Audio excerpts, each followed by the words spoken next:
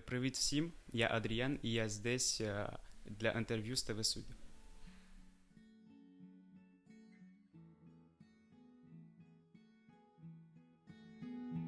As-tu et que fais-tu dans la vie? Donc je suis Adrian Kovalenko et je suis lycéen au lycée Albert Einstein. Donc je suis un jeune Ukrainien sur le territoire français. J'ai 17 ans. En dehors de l'école, je joue au football à Saint-Paul-et-de-Quesson.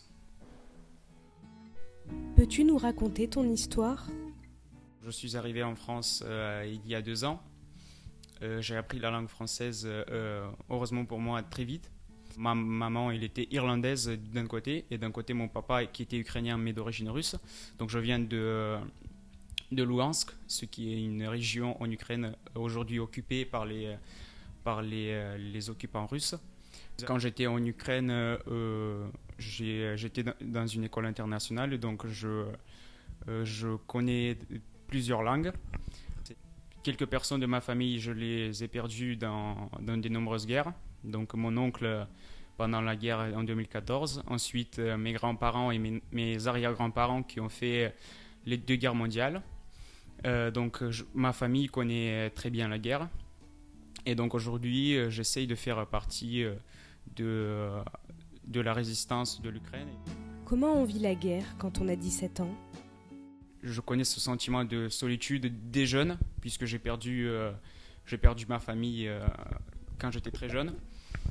Et la guerre, je la connais depuis très longtemps, puisque la vraie guerre, elle a commencé en 2014. J'étais en vacances, chez ma marraine et mon parrain, où j'habite aujourd'hui. Et donc, quand j'étais en vacances, j'avais pas d'occupation, donc j'étais tout le temps devant la télé. Bien sûr, c'était très difficile pour moi, mais je pense que le président ukrainien, donc Volodymyr Zelensky, nous a donné beaucoup de courage. Et cette chose, je l'avais répété de nombreuses fois. Et je pense qu'aujourd'hui, cette personne, c'est une légende et un exemple pour tous les Ukrainiens. Sa volonté nous donne l'envie et le sentiment révolutionnaire. Et je pense que c'est pour cela que nous résistons aujourd'hui contre les occupants russes. Pourquoi as-tu décidé d'aider tes compatriotes? Donc c'était vraiment un désir indispensable de m'engager dans l'armée en Ukraine, mais ma marraine et mon parrain ne m'ont pas laissé, et je crois qu'ils ne me laisseront jamais. Je me suis engagé à la mairie de Bagnols-sur-Cèze en tant que traducteur et interprète pour aider la mairie de Bagnols-sur-Cèze avec les réfugiés qui arriveront.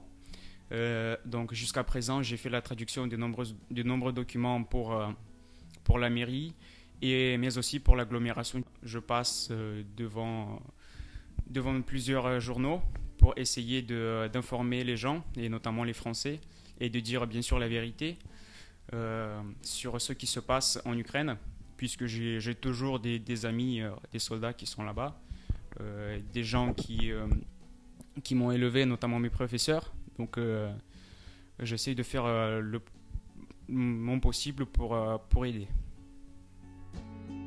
Prévois-tu de rester en France? Bien sûr, mon premier objectif, c'est d'aider l'Ukraine et le peuple ukrainien pour que la paix arrive en Ukraine, mais notamment dans l'Europe, puisque cette guerre, elle nous touche tous. Mais mon objectif, je pense, le plus important, c'est de rester en France. J'aime beaucoup les Français, j'aime beaucoup la culture française. J'ai beaucoup de copains français. J'habite dans une famille française, j'apprends la culture française. Et je tiens à remercier ma marraine et mon parrain de m'avoir appris beaucoup de choses. Donc j'ai travaillé 4 mois dans le domaine de viticulture, donc j'ai appris très bien la culture française. Et quels sont tes projets pour le futur?